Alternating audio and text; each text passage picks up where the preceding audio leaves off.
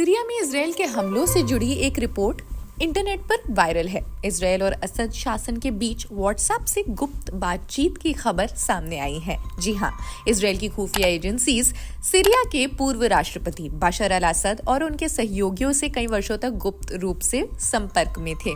ये बातचीत व्हाट्सएप के जरिए मूसा कोड नेम का इस्तेमाल कर की गई थी। रिपोर्ट के अनुसार सीरिया में ईरान और हिजबुल्लाह के ठिकानों पर इजरायल के हमलों के बाद इन संपर्कों में भी तेजी आई थी। 8 दिसंबर को बाथ पार्टी के शासन का पतन हो गया और असद रूस भाग गया। इस घटना ने पूरे क्षेत्र में एक राजनीतिक उथल-पुथल महसूस करवाया। इजरायल का असद शासन के साथ ये गुप्त संपर्क भविष्य में मध्य पूर्व की राजनीति पर भी बड़ा असर डाल सकता है।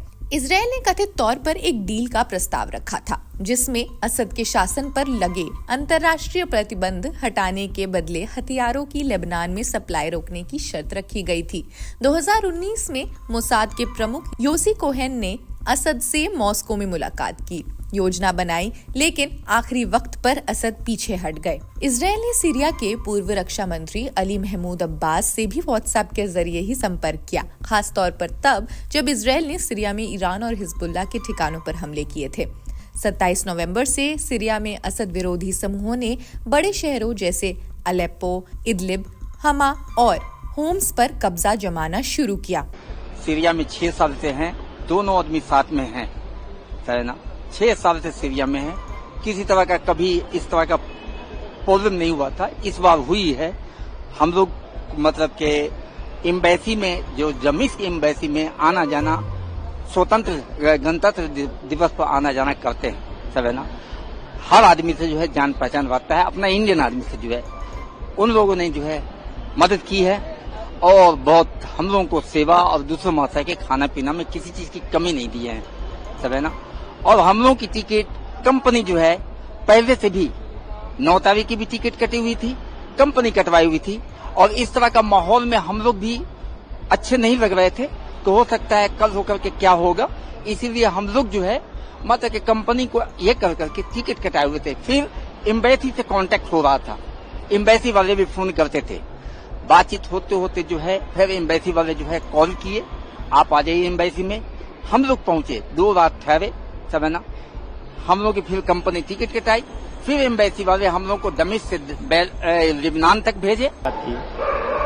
जितने भी लोग हम लोग के आजू बाजू में जो लोग उन लोगों से बात किया, वो बोले कि आज का आज निकलना है, तो हम लोग रेडी हैं, पूरी तरीके से रेडी थे। हम लोग निकल गए। फिर फोन आया कि थोड़ा सा होल्ड करो, क्योंकि अभी ये लोग जश्न मना रहा है, हो सकता है कहीं आप लोग को लग जाए कुछ, तो इसलिए फिर सेफ कर दिया अंदर। फिर कल हो के 3 दिनों के बाद इन लोगों ने फिर फोन किया कि इसी से निकल जाना। फिर तो मेरे से पहले 75 लोग निकल चुके थे, 2 लोग हम सिर्फ बाकी थे। एमबीसी के अंदर लगभग 2 दिनों तक थे।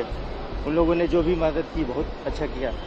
2 दिनों तक खाना पीना जो भी हो अच्छी तरीके से खिलाया पिलाया, कोई दिक्कत नहीं था। उसके बाद हम वो कंपनी से बात की, टिकट मेरी कंपनी करवाई खुद की, 2 आदमी की। बाकी सब 75 लोगों की जो भी है लेबनान में थे, उन लोगों का टिकट एमबीसी के द्वारा हुआ।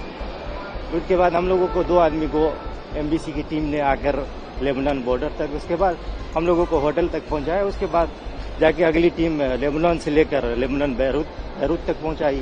उसके बाद यानी वहां से आने के बाद तुरंत कंटिन्यू कॉल, यानी दुबई में हो चाहे इमारात में हो, सब लोग से कांटेक्ट है। और सारे लोग ग्रुप में है, लगभग 80 से 90 लोग हैं।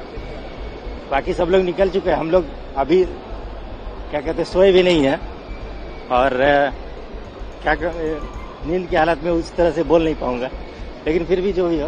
और कैसा लग रहा है वापस आकर, जो एफर्ट एम्बेसी और गवर्नमेंट की तरफ हार्ट बीटिंग जो था एकदम अनकंट्रोल था पूरी तरीके से। अब जाके लगता है सुकून का नींद आएगा आज से। 8 दिसंबर तक दमिश्क समेत पूरा देश इन समूहों के हाथ में आ गया था। सीरिया में आईडीएफ के एक ऑपरेशन के दौरान 50 साल पहले क्रैश हुए वास्प हेलीकॉप्टर का हिस्सा खोजा गया। ये हेलीकॉप्टर 1974 में यौम किपुर युद्ध के दौरान मिशन पर था। इजरायल दशकों से सीरिया, लेबनान और फिलिस्तीन के कुछ हिस्सों पर कब्जा जमाए हुए हैं। अंतर्राष्ट्रीय दबाव के बावजूद इजरायल ने 1967 से पहले की सीमाओं के आधार पर स्वतंत्र फिलिस्तीनी राज्य बनाने की मांग को खारिज कर दिया। सीरिया बदलाव का दौर देख रहा है। कुछ लोग अब भी देश छोड़ना चाह रहे हैं तो कुछ इस उम्मीद में वापस लौट रहे हैं कि शायद अब वो शांति से जी पाएंगे। सीरिया में गृह युद्ध की वजह से राजधानी दमिश्क के यारमूक इलाके में रहने वाले बहुत से लोगों को भागना पड़ा था। यहाँ के शरणार्थी कैंप में पूरे मध्य पूर्व से आए लोग रहते थे, जिनमें से ज्यादातर फिलिस्तीनी थे। इनमें से कई असद की सत्ता के अंत के बाद अपनों से मिलने की उम्मीद में यहाँ लौट रहे हैं।